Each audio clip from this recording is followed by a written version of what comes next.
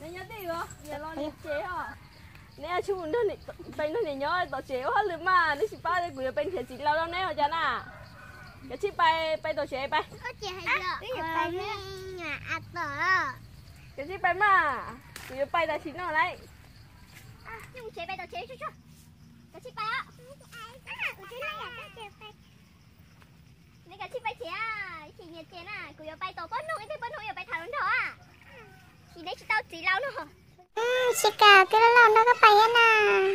Cái đấy chỉ tao lo về, cái cả chiếc bay tao chế bay bán nhiều hơn lười, cũng bay ổn định, cũng tao hơn cho mà. Cũng đấy chỉ bay cho tao chỉ tao nè. Mì cái dao nó sôi chảo luôn luôn mù đó.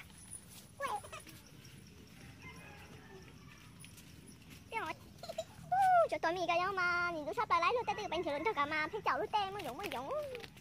Ôi cha, là họ trông cao ấy, bấm đâu của nhớ trẻ nè.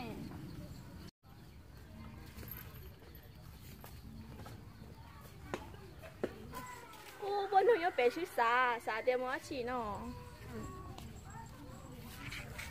Con chi tao là tôi ở với mông cái nó chế rồi con chi nhớ chế phê có món chi rồi nè đi hồi nó cũng nhìn là nhớ chế của tôi có theo của về của mất mình sao à rồi biết rồi chưa biết thu mình sao liệu còn nhưng mà bây giờ này là chờ nó cái chế là cái giờ con này ta sửa cho mấy sẽ có bỏ tay mùi chảo chứ chảo gì mùi chảo chứ à cái mùi chảo chế tàn không là nó chế là mùi giờ con này ta chỉ mất mình thôi rồi chế cũng bao phải ta xin đâu mồ tại vì bà đó chị có bộ cũng hỏi cho số mèo cứ có thể là quán không thể bộ mua chào bạn ha nhưng mua thêm mồ cũng thấy nó bỏ chơi cho cũng mà dội có chỉ là chị có chào của nó ha cho mày thì chị nói về của bạn thật sự mà mèo nhưng nhau cái mà là mấy ạ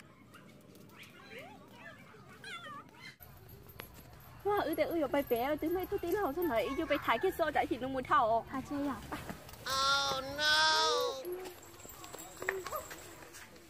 Anh nè. Dạ. Ủa chưa Tôi tí nào con đi. Ủa chưa chị ơi chị có để đi nhặt con nó chả nè chị nói về của tôi thấy như tao bé nhặt con nè có chơi đi thả thêm một sao dạ có một cái nè chị có chị cả thả của nó vừa thả cái này thả có chơi chỉ như mèo gió này Có từ lớn rồi, có từ giờ tí nào nè. nhưng cái lâu có mình chơi chơi chiều ấy heo ý hả Sai gì cơ mà. Cái ship bây giờ của tôi không hiểu mà xe có lo. Mama. Oh no. con hoa tụi tí lần lại cho chạy ưa liền cái ship bây giờ nhớ này cho nè sao sao của tí con này lúc chạy chả có mà chắc có như thả ở đi rồi cái gì chắc của biết thả tao mẹ ở trên mà hay ở tụi con chơi nhưng mua cả mẹ nhau tí rồi không sao tí à thì tụi con chơi thêm chào luôn thằng ấy thì lo cũng mừng táo thì cái gì con chơi là cái ở trên hay á thì lo cũng mà hay ở tứ lo cả mà thì chân chỉ đi thì lo cũng mà đi hay sao ở nông con lo cái con con chơi ra cũng có dân tàu nhá mà họ cũng làm nè Nè rồi đi ăn nói, bùi sao lúc nào nè. Sao cái mà dạo lấy mà. Chả tu nè. Chị tôi liều tôi lo cái lo dễ mà. Cả lia dạo thứ hai rồi. Ê, bọn chị chỉ có bông thả có tụi nó đâu à. Ô, cũng nhẹ nhàng đấy sao.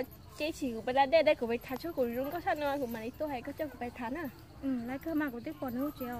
Nữ cô hay tôi tí lâu trong heo nữ trong đó của cô nhìn cái gì mà giờ nữ biết cái nhà lúc rồi chị cũng mua cháu nữ cũng nhà chị của ôi cha con nhà phải rồi nè cô nhà chỉ bảo cô cá leo bắt ta của tôi nhà rồi cha cho cháu của đang cũng chị khiếp lo can đầy xe thì chỉ cảm thấy cô nhà theo con nhau con nhà phải đi chơi rồi cha con nhà trong nhà của xã còn nhà trong nhà con nhà theo bắt đầu chị nhau nữa cô phải đã đây theo cô phải thay sơ của cô dân cái mà các cháu cô phải làm thế này nó lên đá mà